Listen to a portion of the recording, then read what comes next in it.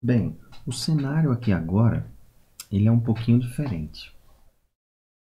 Lá no estimador intervalar, o que nós faríamos era simplesmente encontrar um estimador intervalar e dizer que aquilo tinha uma probabilidade 1 menos alfa de que contemplaria o parâmetro de interesse. Agora aqui não, que agora nós vamos tomar decisão.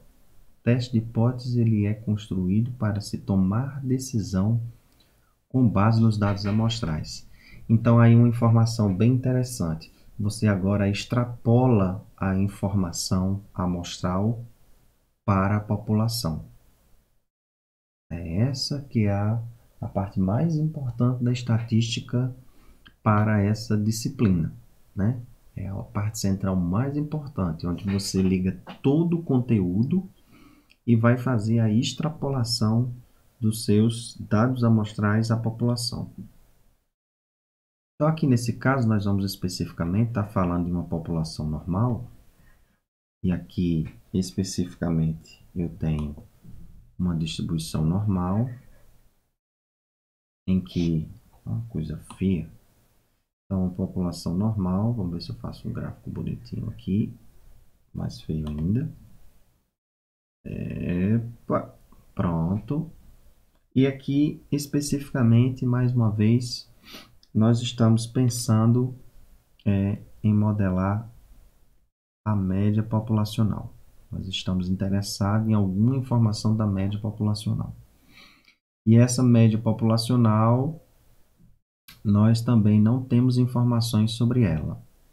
Nós conhecemos o nós conhecemos nós desconhecemos, temos informações do desvio padrão, porque na realidade o que nós estamos falando é que isso daqui eu tenho uma variável aleatória x com distribuição normal com média μ e variância sigma 2, né?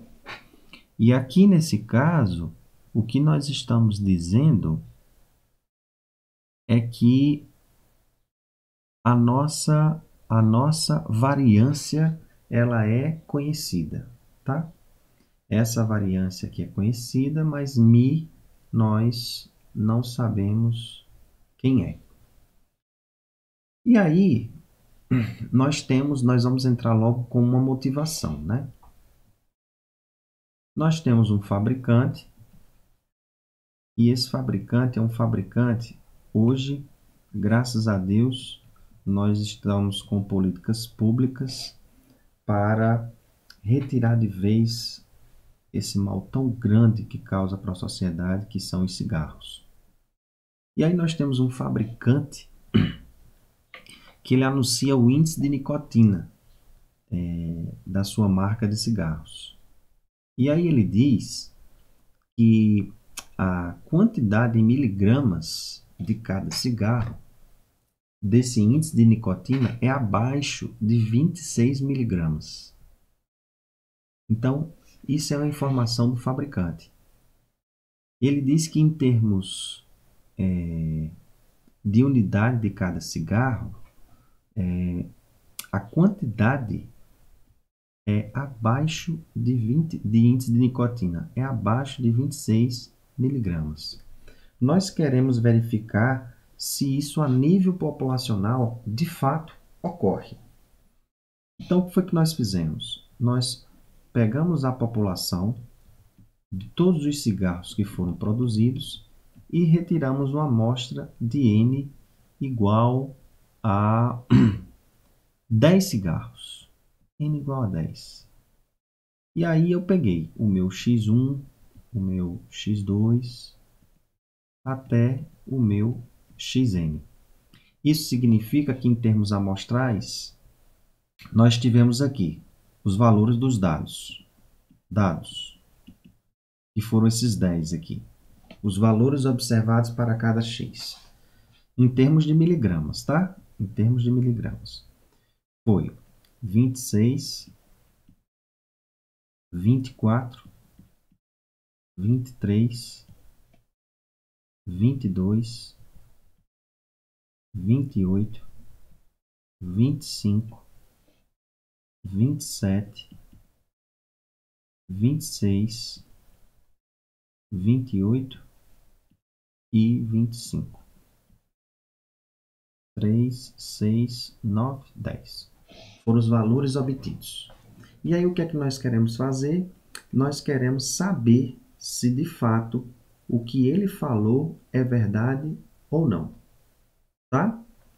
Então, nesse caso, nós vamos sempre entender assim. A primeira coisa que nós vamos fazer é definir as nossas hipóteses complementares, como nós falamos na aula anterior.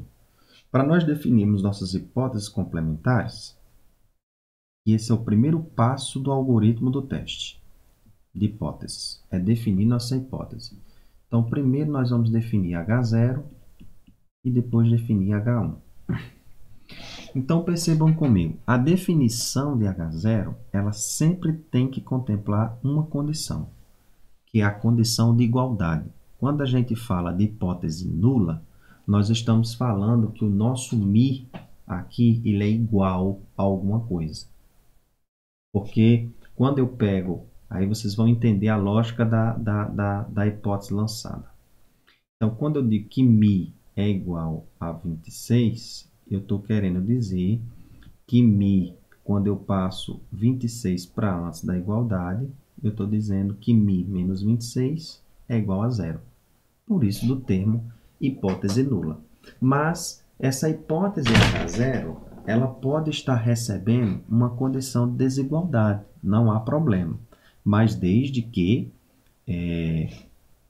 a condição de igualdade exista para H0. Então, nesse caso, nós precisamos definir uma região de modo que H0 e H1 sejam complementares. Não pode haver situação em que a minha decisão me leve à distorção de quando eu aceitar H0 ou rejeitar H0 haja algum confundimento quanto à tomada de decisão, que é verificar se o fabricante está falando a verdade ou não. Então, vamos construir algumas situações para vocês entenderem o que é que eu estou querendo dizer. Nesse caso, para nós construirmos e sabermos que se o fabricante está falando a verdade ou não, nós vamos definir essa hipótese da seguinte forma.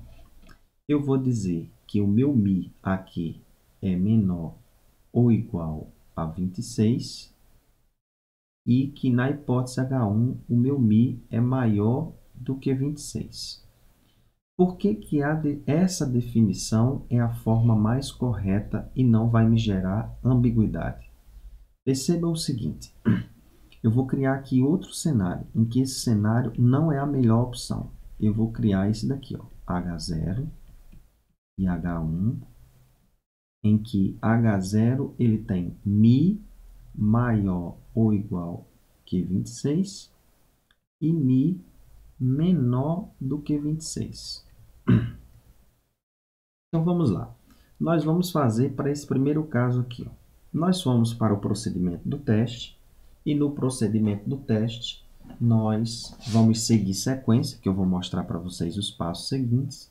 Vamos supor que aqui nós fizemos todo o procedimento e chegamos que aceitamos ou não tivemos evidência para rejeitar a hipótese H0. Beleza. Se não tivemos evidência para rejeitar a hipótese H0, significa dizer que nós estamos aceitando essa hipótese H0 e, por consequência, o meu μ, em termos amostrais, nos mostrou que o μ populacional é menor ou igual que 26. Se é menor ou igual que 26, significa que o que o fabricante estava falando era verdade. Beleza. Se eu não tivesse aceitado, ou seja, rejeitado, significaria que o que o fabricante estava falando era errado, porque estava me mostrando que o μ era superior ao que ele falava em termos de índice de nicotina. Então, essa é a melhor forma. Agora, veja a ambiguidade nesse lado de cá. Se eu aceitasse a hipótese H0, nós estaríamos no entrave. Veja que a condição limiar de igualdade me leva a um valor 26. E o fabricante falou que na condição de 26 atenderia, porque ele disse que estava no mínimo abaixo de 26, né? Abaixo ou igual a 26. Significa que se aqui a gente tivesse um eixo que nos mostrasse o índice de nicotina e aqui eu tivesse valores, e ele me dissesse assim, aqui eu tenho 26, tenho 25, tenho 24 e aqui segue. Aqui eu tenho 27 e aqui segue, né? Aí ele diz, ó, abaixo de 26, eu garanto que não há problema e que a quantidade de miligramas é essa, né? Abaixo de 20, ou melhor, abaixo ou igual a 26, né? No máximo, 26 é o que tem de índice de nicotina. Significa que 26, 25,7, 25, 24 vale. Aqui, do 26, o que o fabricante está falando ainda atende a condição. Agora, superior a 26, não. 27 já não atende. Mas tem uma condição limiar aqui em H0, que é 26, que não contradiz o que o fabricante está falando. Então, eu chego à conclusão de que se eu não rejeitar a hipótese H0, eu não estou rejeitando porque o Mi que eu encontrei era igual a 26 ou era superior a 26? Porque se for igual a 26, o fabricante está certo. Se for superior a 26, o fabricante está errado. Então, está me gerando uma confusão essa hipótese que eu estou lançando aqui, diferentemente dessa outra que não me gerou ambiguidade de tomada de decisão. Então, nesse caso, essas hipóteses complementares, elas não estão me levando a uma condição segura de tomada de decisão. Então, nesse caso, nós precisaríamos rever as hipóteses. Se eu rejeitasse a hipótese H0, estava beleza, não teria problema, porque estava dizendo que era menor do que 26, e aí o fabricante estava falando corretamente do índice de nicotina. Mas se não rejeitasse, essa hipótese H0 me levaria a uma confusão quanto à tomada de decisão. Então, essas coisas vocês têm que estarem antenados para não cometer erros. Tranquilo?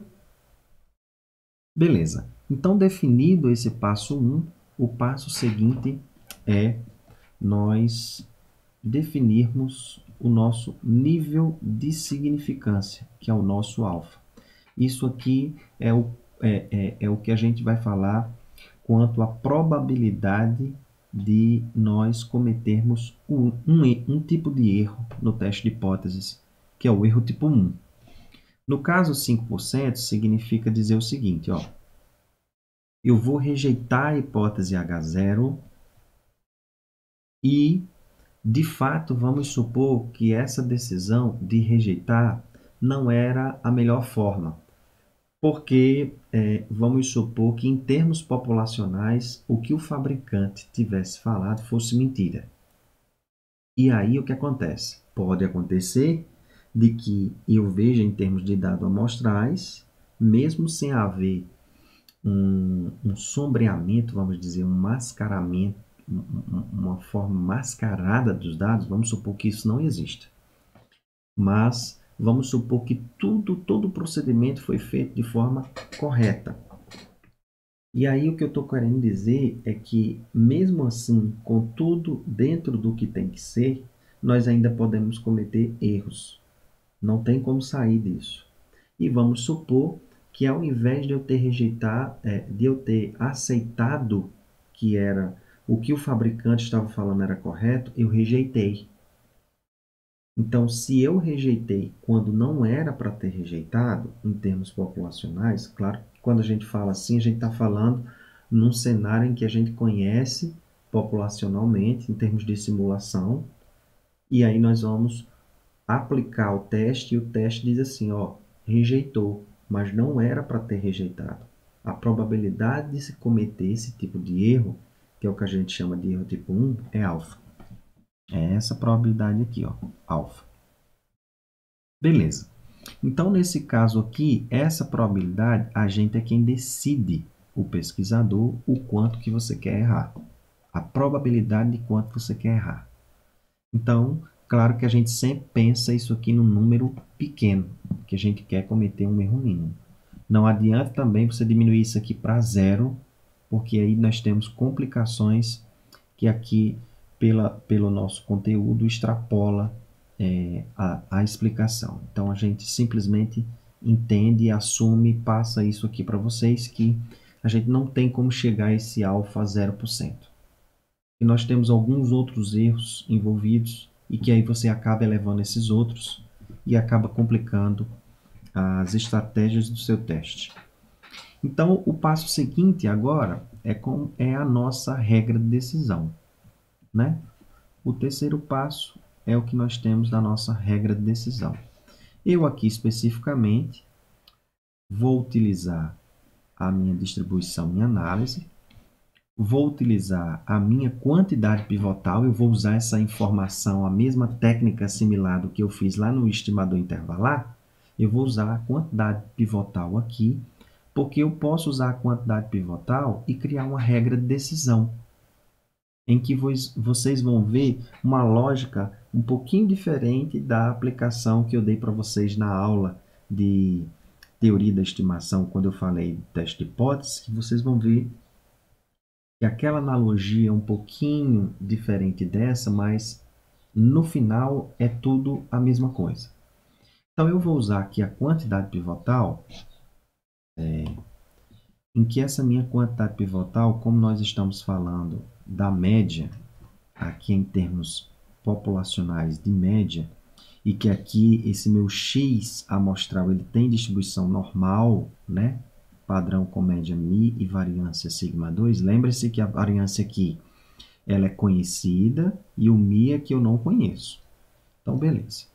Então, eu vou usar essa quantidade pivotal, em que essa quantidade pivotal eu tenho uma única coisa que eu não conheço aqui, que é o meu μ. Beleza. Então, vamos lá. Nesse caso, quando eu defino a minha hipótese complementar, a desigualdade na hipótese H1, ela define a minha região de rejeição. Então, veja, a única condição em que eu tenho que eu posso rejeitar a hipótese H0 é quando esse meu μ, estatisticamente, eu mostre que ele é superior a 26. Isso significa que ele vai criar para mim aqui uma região para o lado direito, em que essa região aqui ela tem área alfa de 5%.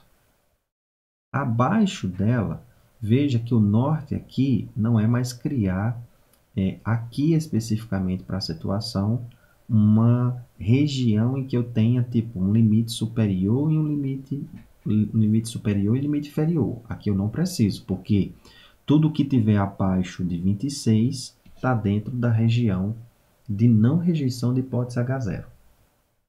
Então, aqui nesse caso, em vermelhinho, eu criei a região de rejeição de H0.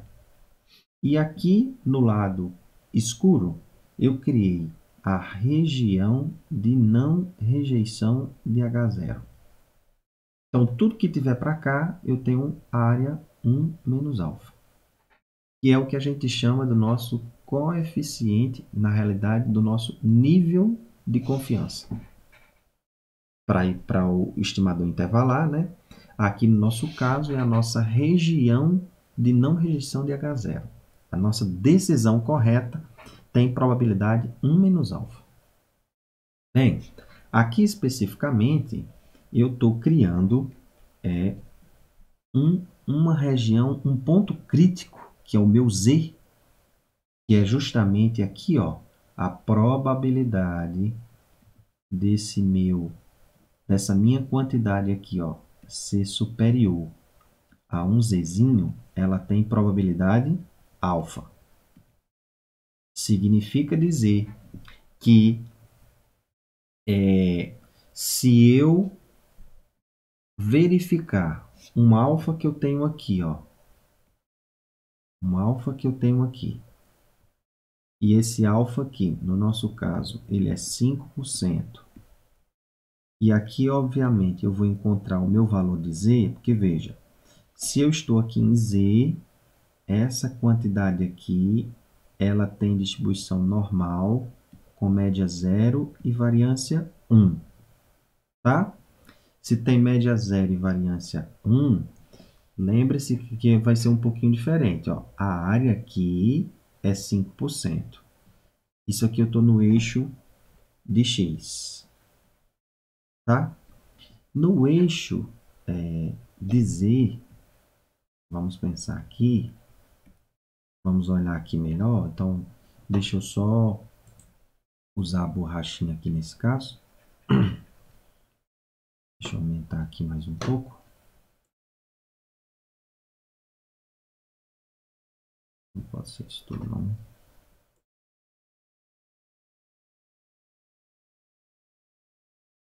Aqui no nosso eixo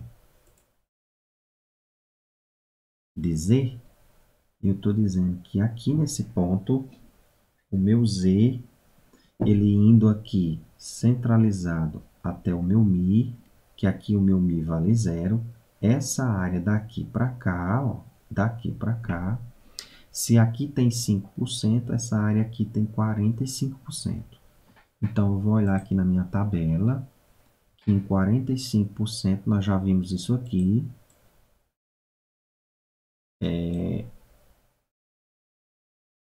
45% dá 165, certo? 165. Apesar que, na realidade, o valor ele é 1645, né? Como aqui nós não temos esse arredondamento, 164 ou 165, eu estou colocando 165. Pode ser até que esse valor aqui, de fato, tenha sido, né, menor, 0,53, né? Mas vamos escolher 165. Então, 165. Olhei o valor de z aqui em linha e cruzei com a coluna, deu 165. Então, esse meu valor aqui, ó, ele é 165 positivo. O sinal aqui, ele importa. Veja que ele está acima. Esse meu valor aqui, ó, 1x1 aqui, ele está acima do meu mi igual a 0. Então, esse valor é positivo. Então, o que é que vai acontecer? Vai acontecer o seguinte, que a minha regra de decisão, ela vai ser tomada assim. Eu já tenho o meu z, em que ele é 165. Significa que a probabilidade dessa quantidade ser superior a esse z, ela tem área de 5%. Isso pode acontecer aqui nessa situação. Se acontecer, significa que eu estou dentro da região crítica. E como decisão, eu vou rejeitar a hipótese H0.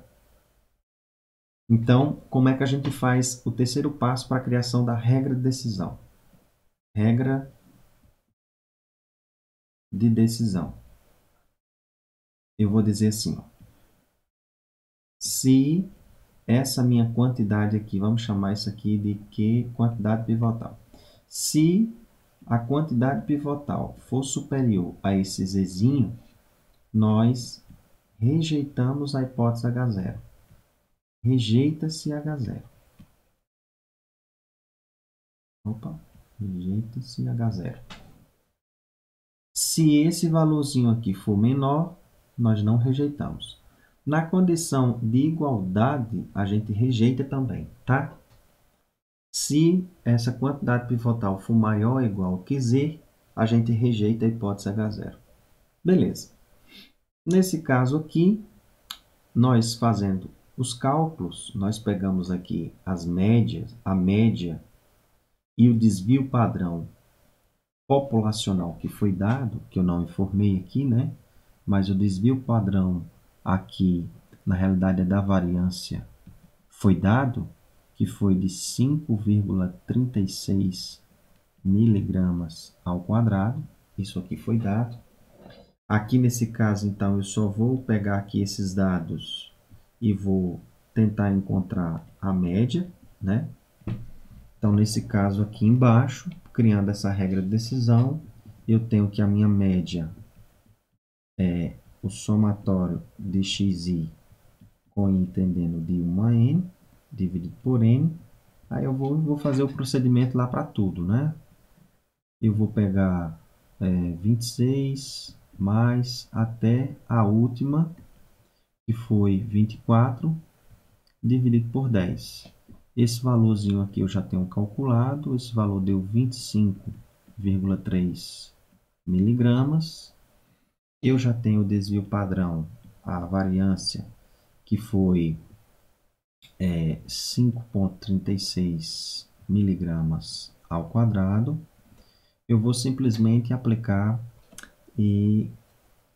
a raiz para achar esse desvio padrão. Então, aqui nesse caso, a minha quantidade pivotal ela foi x menos mi. Mi eu não conheço. Na realidade, nós vamos trabalhar sempre com a hipótese H0 como verdadeira. Nesse caso, aqui, a condição limiar em que até esse ponto está aceito a hipótese H0, ou seja, não contradiz a informação do fabricante, nós vamos dizer na condição limiar que mi é igual a 26. Sempre será assim, né? Por causa dessa parte de baixo. Então, o meu mi aqui, nós vamos sempre trabalhar com a regra de decisão, assumindo que isso aqui está sob H0. Isto é, H0 é verdadeiro, eu não tenho suporte para contradizer a hipótese H0. Então, nesse caso, eu vou assumir que mi inicialmente é igual a 26.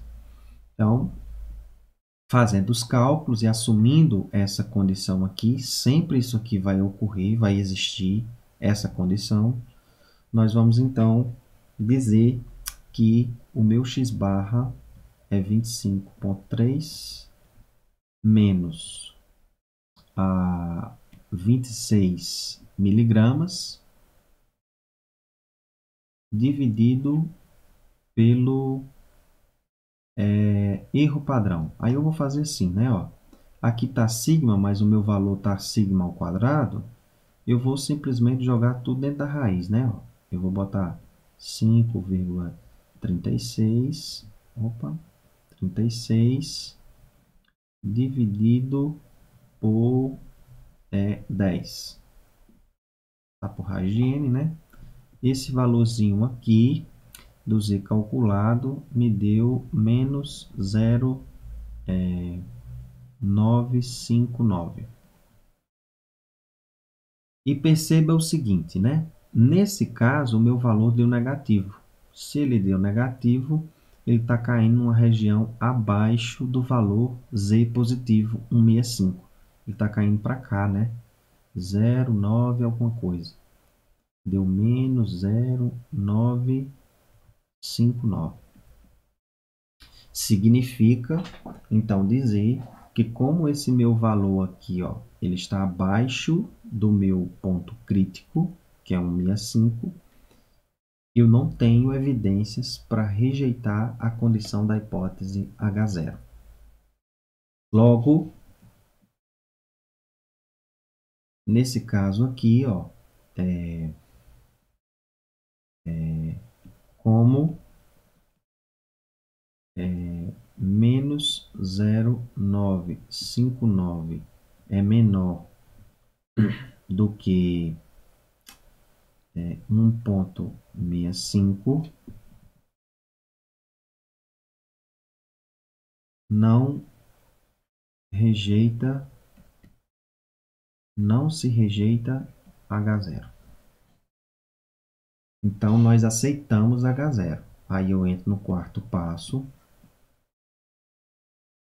como conclusão. Conclusão. Aí a gente faz uma coisa mais refinada, né? Ó, de acordo com o teste. Nesse teste a gente chama teste Z, porque nós estamos utilizando a distribuição normal, tá? De acordo com o teste Z, ao nível de significância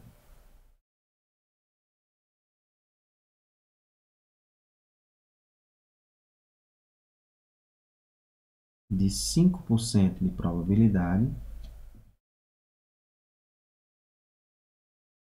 probabilidade, conclui-se que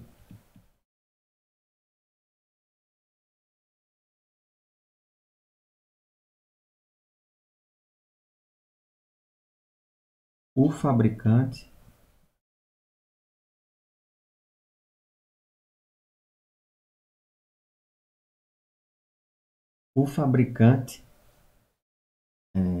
realmente falou a verdade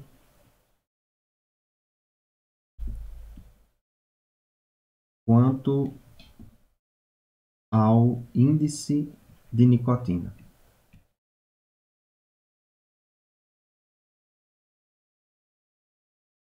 De outro modo, né? Esse falou a verdade, às vezes pode ficar meio que muito pesado para a estatística de você ter a certeza.